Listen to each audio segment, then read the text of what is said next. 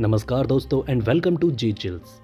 Putin, Biden समेत 50 से ज्यादा देशों के राष्ट्रीय प्रमुखों ने मोदी को दी जीत पर बधाई। राफेल लड़ाकू विमान को लेकर फ्रांस दे रहा भारत को धोखा। अब भारत कर सकता है F-35 खरीदने पर विचार। बंगाल की खाड़ी में भारत बना रहा परमाणु सबमरीन छुपाने वाला बंकर। इस खबर ने चीन की नींद उड़ा दी है। वीडियो में आगे जानेंगे कि आखिर दुनिया भर के अखबारों ने भारतीय लोकसभा चुनाव रिजल्ट और मोदी की जीत को लेकर कौन से बड़े बयान दिए। लेकिन आइए सबसे पहले नजर डालते हैं पुतिन, बाइडेन, ऋषि और मैक्रोन के बधाई संदेश पर।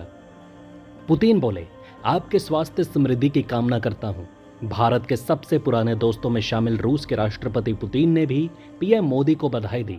उन्होंने कहा कि आम चुनाव में भाजपा की जीत के लिए आपको बधाई। मेरी बधाई स्वीकार करें। हम नई दिल्ली के साथ विशेषाधिकार प्राप्त रणनीतिक साझेदारी के संबंध को बहुत महत्व देते हैं। मैं ईमानदारी से आपकी सरकारी गतिविधियों में नई सफलताओं के साथ साथ अच्छे स्वास्थ्य और समृद्धि की कामना करता हूं। यहां ध्यान देने वाली बात यह है कि पुतिन ने भारत को विशेष अधिकार प्राप्त रणनीतिक साझेदार बताया।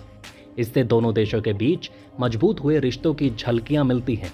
फ्रांस के राष्ट्रपति मैक्रोन ने पीएम मोदी के साथ फोटो पोस्ट की। फ्रांस के राष्ट्रपति इमैनुअल मैक्रोन ने भी नरेंद्र मोदी को बधाई दी है। उन्होंने सोशल मीडिया प्लेटफॉर्म एक्स पर सेल्फी पोस्ट करते हुए लिखा कि भारत में दुनिया का सबसे बड़ा चुनाव संपन्न हो गया है। मेरे प्रिय मित्र नरेंद्र मोदी को बधाई। हम साथ मिलकर भारत और फ्रांस को एकजुट करने वाली रणनीतिक साझेदारी को और अधिक मजबूती देंगे। पुतिन के साथ साथ मैक्रोन ने भी रणनीतिक साझेदारी को मजबूत करने पर जोर दिया है। लेकिन मैं फ्रांस के राष्ट्रपति से कहना चाहता हूं कि आखिर आप 26 मरीन राफेल डील के लिए 50,000 करोड़ की डिमांड क्यों कर रहे हैं? ये हद से ज्यादा महंगा अमाउंट है। दोस्तों, इजराइल ने अमेरिका से हाल ही में 20 से ज्यादा F-35 लड़ाकू विमान खरीदे और इसकी कीमत राफेल से बेहद कम है, जिसकी चर्चा हम आगे करेंगे। बाइडेन, सुनक और पुतिन ने भी पीएम मोदी को बधाइयां दी। ब्रिटिश प्रधानमंत्री ने हिंदी में एक्स पर पोस्ट किया। यूएई के राष्ट्रपति ने भी हिंदी में दी शुभकामनाएं।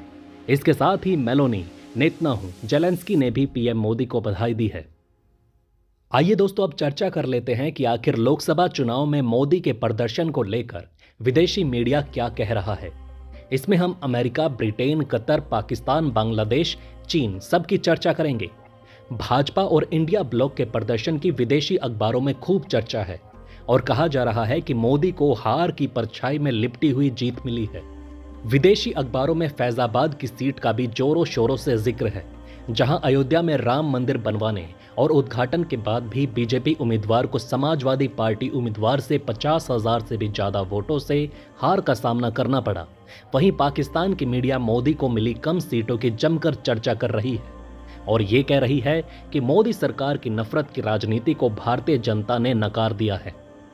पाकिस्तान का कई अखबार भारत के लोकसभा चुनाव पर लगातार रिपोर्टिंग कर रहे हैं। एक रिपोर्ट में कहा गया कि बीजेपी के 400 पार सीटें पाने के मंसूबे को जनता ने तार तार कर दिया। सरकार चलाने के लिए अब बीजेपी को अपने सहयोगी दलों की बैसाखी के लिए मजबूर होना पड़ेगा। बाबरी मस्जिद की जगह राम मंदिर बनाने वाली बीजेपी ने अयोध्या में अपनी हार मान ली है। अयोध्या से इंडिया गठबंधन के सपा उम्मीदवार अवधेश प्रसाद ने भाजपा उम्मीदवार लल्लू सिंह को 56,000 से अधिक वोटों से हराया है। राहुल गांधी लोगों को यह यकीन दिलाने में कामयाब रहे कि अगर बीजेपी को 400 सीटें मिल गई तो वो संविधान बदल देगी और आरक्षण खत्म कर देगी। लेकिन चुनाव में उनकी कम सीटें दिल्ली में आरएसएस की पकड़ के अंत की शुरुआत हो सकती है। ग्लोबल टाइम्स ने लिखा कि भारतीय प्रधानमंत्री नरेंद्र मोदी ने मंगलवार को सोशल मीडिया पर एक बयान जारी कर तीसरे कार्यकाल के लिए जीत का दावा किया। चीनी विशेषज्ञों ने कहा कि हालांकि अब चीनी मैन्युफैक्चरिंग इंडस्ट्री के साथ प्रतिस्पर्धा करने और भारत के कारोबारी माहौल को बेहतर बनाने की मोदी की महत्वाकांक्षा को पूरा करना मुश्किल होगा। बांग्लादेश के अखबार द डेली स्टार ने अपने एक विश्लेषणात्मक लेख को शीर्षक दिया, एक जीत जो हार लग रही है। लेख में कहा गया कि इस साल एनडीए को जो नतीजे मिले उसके कई कारण हैं, जैसे चुनाव प्रचार के दौरान लगातार ध्रुवीकरण पर जोर देना, अयोध्या में राम मंदिर उद्घाटन के बाद भी उसका फायदा न मिल पाना और इंडिया गठबंधन का उदय। इन सभी ने अपनी भूमिका निभाई।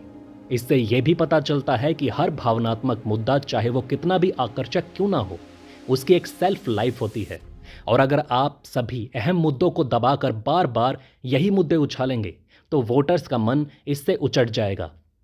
कतर के न्यूज नेटवर्क अल जजीरा ने लिखा कि चुनाव के नतीजों ने बीजेपी की रणनीति पर सवाल खड़े किए।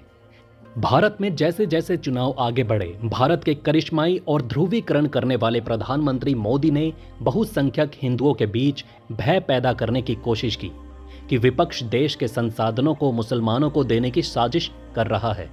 अल जजीरा आगे लिखता है, वहीं विपक्ष ने मोदी को उनकी सरकार के आर्थिक ट्रैक रिकॉर्ड पर घेरने की कोशिश की थी। भारत दुनिया की सबसे तेजी से बढ़ती प्रमुख अर्थव्यवस्था है। बावजूद इसके मतदाताओं ने चुनाव से पहले सर्वे करने वालों को बताया कि उच्च मुद्रास्फीति और बेरोजगारी उनके लिए प्रमुख मुद्दे थे। अल जजीरा ने लिखा कि बीजेपी ने जो पिच तैयार की उसमें अति आत्मविश्वास था। ऐसे वक्त में जब लोग बढ़ती कीमतों, बेरोजगारी और आय असमानता से जूझ रहे थे, बीजेपी अति आत्मविश्वास में थी। अमेरिका के न्यूयॉर्क टाइम्स ने अपने लेख में एनडीए को बहुमत मिलने के राजनीतिक प्रभाव और चुनाव से मिली सीख पर बात की है। अखबार ने लिखा कि मोदी की बीजेपी पूर्ण बहुमत हासिल करने में नाकामयाब रही और उसे सरकार बनाने के लिए अपने सहयोगियों का सहारा लेना पड़ेगा। वहीं वॉशिंगटन पोस्ट ने मोदी की जीत के वैश्विक प्रभाव पर चर्चा की है। साथ ही कहा कि मोदी को गठबंधन सरकार में कई चुनौतियों का सामना करना पड़ेगा। ब्रिटेन के बीबीसी ने लिखा कि मोदी का कार्यकाल कई विवादित फैसलों के लिए जाना जाता है, जैसे 2016 में नोटबंदी और ध्रुवीकरण वाले फैसले, जैसे साल 2019 में कश्मीर के विशेष राज्य के दर्जे को समाप्त कर देना। लेकिन अब ऐसा पहली बार होगा कि मोदी को सत्ता में रहने के लिए अपने दो सहयोगी जेडीयू और टीडीपी के साथ मिलकर काम करना होगा। ब्रिटेन की समाचार एजेंसी राइटर्स ने अपनी एक रिपोर्ट को शीर्षक दिया, एक दशक तक हंसी का पात्र बने भारत के राहुल गांधी ने मोदी की रथ यात्रा को धीमा कर दिया है। F-35 Israel. अमेरिका से दुनिया का सबसे ताकतवर लड़ाकू विमान खरीदेगा इजराइल। $3 बिलियन में हुई डील।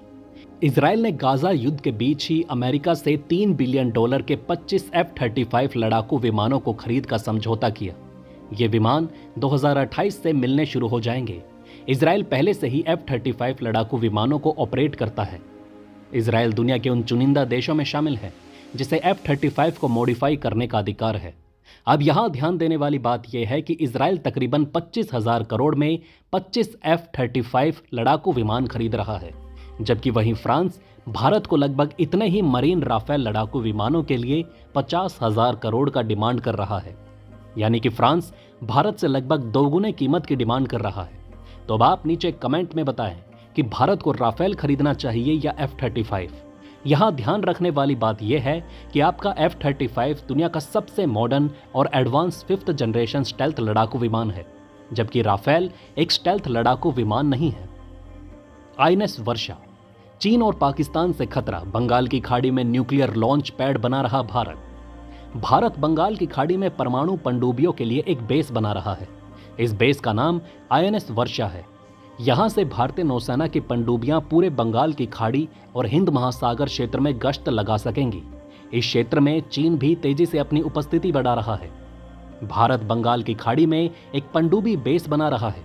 ये पूरा होने पर पाकिस्तान और चीन के खिलाफ भारत के समुद्र आधारित न्यूक्लियर डेटरेंट के लिए एक सुरक्षित शेल्टर बनेगा। INS वर्षा परियोजना भारत का एक स्ट्रेटेजिक नौसैनिक बेस है, जिसे 12 से अधिक परमाणु संचालित बैलिस्टिक मिसाइल पनडुब्बियों के बेड़े को रखने के लिए डिजाइन किया गया।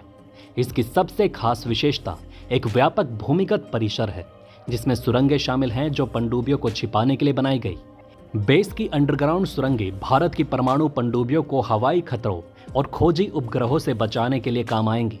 इसके अलावा ये परमाणु इंजीनियरिंग के लिए आवश्यक सहायता सुविधा भी प्रदान करता है।